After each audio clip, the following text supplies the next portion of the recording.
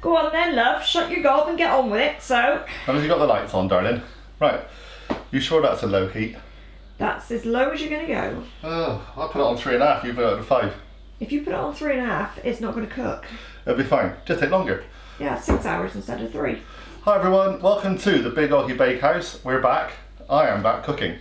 Kind of cooking. Well, yeah, I'm back throwing stuff in a pan. Today we're getting a recipe from the SAINSBURYS magazine. This is the recent one, I believe. And we've got loads of recipe books for all different kind of countries. Italian, Mexican, Irish, schools, loads of things. But we do get the magazines as well. So every now and again it's quite nice to pick up a recipe in these. Now, I've been trying to find a decent tomato sauce recipe. Not a tomato ketchup recipe, but a tomato sauce recipe for a long time. Kelly and I like to buy those packets of tortellini, like little ravioli kind of things, and we always have them with various sauces. I've never found one I really like, but it's kind of a cheap meal, so it'd be nice to create a sauce that we can use all the time, but is also a basis for lots of other things. So, just happened to be, Sainsbury's put the ultimate tomato sauce. I dispute ultimate until I taste it.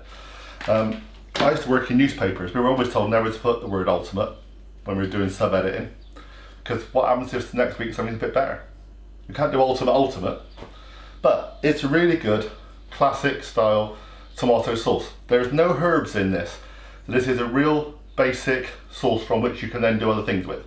Okay, so you can add chilies to this. You can put meat in it, make it a bolognese. You can put tuna in it. You can put anchovies and olives. Your face is going mad now. Make it a puttanesca. She hates anchovies and olives. So this is the vegetarian, gluten-free according to the magazine option. Put it together, stick it in your freezer, take it out in batches. Yeah, the recipe is actually for 4 2-people portions. Yeah. It's a freezer one, so we can put it straight in the freezer and well, use it. Let's say it lasts 4 to 5 days in the fridge, or bung it in the freezer. Okay, so to start off with, we have, just go for the ingredient list for you a second. We have 3 tablespoons of olive oil, 2 onions finely chopped, didn't say which size, we just grabbed 2. They're probably medium sized. 4 cloves of garlic crushed. 4 tins of tomatoes, normal tins of tomatoes. Obviously this is lockdown. I would normally go for a really fancy one like the mutti ones that we've got here. I think there's Syrah and there's a couple of other ones that we really like. Polpa is another one. I keep calling it Napolitana, but you go it's Napolina. Yeah, so there's always decent ones out there. And they go for plum tomatoes. This is lockdown, so we've had to make do with a couple of decent tins and a couple of normal chopped ones from the co-op. Just what happens. Use what you can, but use the best you can. You can see the difference when we open the tins actually. We then need 1 to 2 teaspoons of sugar, just a bit to taste. And also then 1/2 to 1 tablespoon of red wine vinegar and 30 grams of butter near the end. Now, the ingredient list also does not say, I never understand why they never include salt in these things, but in the description it does, so we'll add a little bit of salt in as well. Now, what do we do first? Well, we get a pan, large pan over low heat. Low heat. And then, you sure that's low? Get on with it, man. Okay, so we're going to pour in your olive oil into the pan, put the onions in, sweat them down for about 10 minutes. There's no colour, just so they soften them. With a pinch of salt. And a pinch of salt in as well. Thank you for reminding me.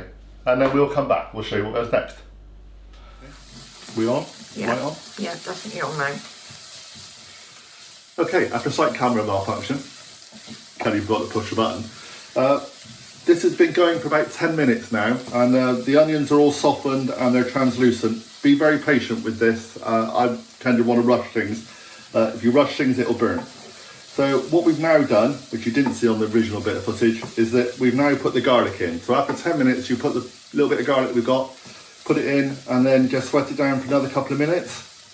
I spoke to Kelly about it before, and you put the garlic in after a decent amount of time, because, and not at the same time as the onions, because the onions take a longer time to cook, and the garlic will go bitter and brown and black, and you don't want that.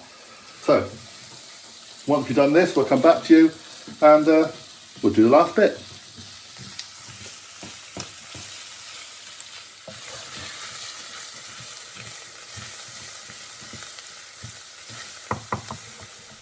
Right, so we sweated down the onions and the garlic now, and really now just throwing everything else in except for the butter, which we put in a long time later.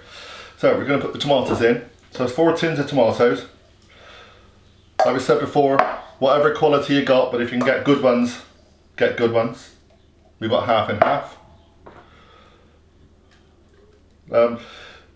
The good ones we've got are actually normal peeled tomatoes, the other ones are chopped. It says use peeled tomatoes, but in the end you're going to bash them down and they're going to reduce, so it doesn't really matter too much, I don't think. So those 4 are in, and then the next bit is a little bit of sugar and a little bit of red wine vinegar, mainly to taste. So just mix this up a little second. So we're going 1 to 2 tablespoons of sugar, any sugar, doesn't matter what sort. We'll put 1.5 in for now, and then we're going to taste it a bit later and see how it goes. Obviously you keep tasting every half an hour or so, or even just maybe near the end, and then just see what you need to do to perk it up a bit. And mix that in slightly, and then we're going for half to 1 tablespoon of red wine vinegar. We'll go pretty much for the full one because we don't have massively powerful flavour in the tomatoes, and that's basically about it. So we're going to put this back on the heat, and we're going to let it simmer very slowly. Can lower the heat down, just let it bubble away for about 45 minutes, and then it reduces, goes nice and soft, the big tomatoes are all breaking down, and then we've pretty much done it. Just a little bit of a flourish at the end. So come back and we'll show you at the end.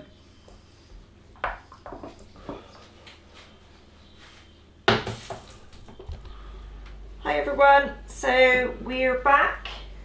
It's been a good hour now. Yeah, good hour. We think a couple of reasons why it's taken a bit longer. It says 45 minutes to an hour, but we've been about 1 hour and 10 minutes now, maybe that. We think because 2 of our tins were already chopped, maybe there's more liquid. I think that was the main issue. Yeah. Wasn't it? So it's taken a while to reduce. But that's the thing, it's a thing where you be patient. We also did a couple of other things.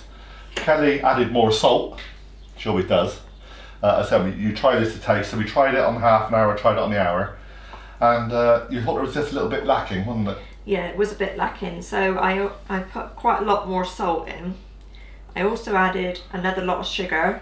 Yeah, another little teaspoon of sugar. And then I did add a good glug of Worcestershire sauce. Yeah, and again, it's all about to taste. So we're giving you the basic recipe, but add things yourself. So later on, if you want to make a more Italian recipe, you'll be putting herbs in, or you'll be putting spices in if you want a chili. We just felt that it needed something, and I think the other reason for that was because we had, don't want to burn my hand. Yeah, just be careful. We had 2 cheap tins of tomatoes. So if we'd had 4 really good quality tins of tomatoes, you wouldn't have had to oomph it a bit. No, and I think the other thing as well is like when you stir it up, it actually does look just like the one in the book. Yeah, quite thick and unctuous. But when it's on the stove, obviously the heavy bits of tomato and things sink to the bottom, and then you get like a layer of liquid on the top, so it looks runnier than it actually is. So we're going to put the last thing in, which is 30 grams of butter. Just kind of enriches it. So let that all melt in. Okay. Give it a nice shine as well. Just kind of pimps it up a bit. Is that right? Yep, I pimped your sauce. Yeah, you had to take over a bit. It's what you do. It's what we all do. It's fine. Yeah. Men create in the kitchen, women cook. Is that right? We just come up with ideas and you go, no, that's a bit better this way. So we've tasted this slightly already. We're going to give it another taste now we've put the butter and everything in. But actually it's really nice. And I don't know why I'm surprised. It's very nice. So there's enough here, according to the book, and I'm pretty sure it probably will be, there's enough here for, they're saying 8 portions. I think we'll split it down into 3 lots, so it'll be portions per 2 every time. And again, you can use it for so many things. It's going to be so versatile. We can put it with pasta. You can make chilies with this. You do a spag bowl with this. It'd be a good sauce to just do meatballs. Yeah, meatballs you're saying would be good. Yeah, that would be good. And if you reduced it down even more, which you probably could later when you have your smaller amount, you'd probably better put this as a topping for pizza as well. Yeah, I reckon that would be easy enough to do. Yeah. So, Right, should we have a little test then? Give it a try. Give this one a try, because it's dead simple. Again, it's mostly, pretty much lockdown recipe. It is vegetarian.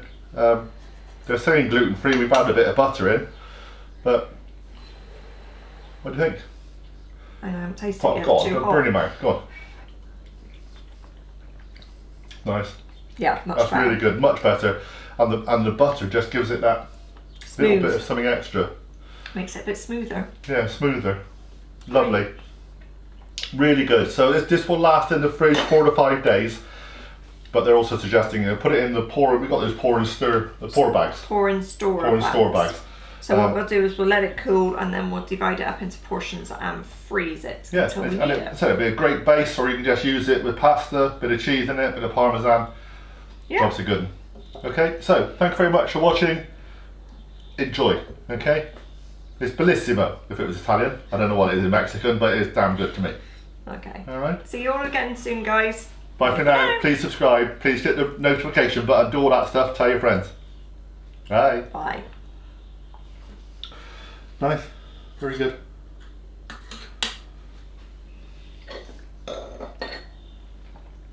Yeah, lovely. Eat that like that, bit of crusty bread.